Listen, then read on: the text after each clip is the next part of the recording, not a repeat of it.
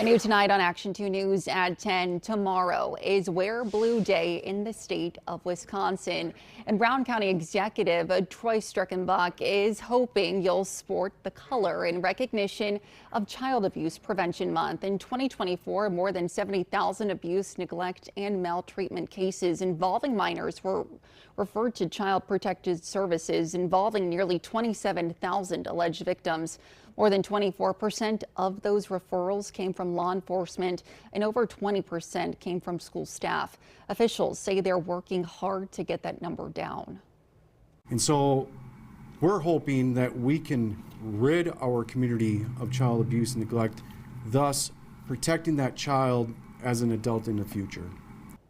One child in Brown County died of physical abuse in 2024. Two others were also reported in our area that year, this time from neglect: an infant in Manitowoc County and a toddler in Outagamie County.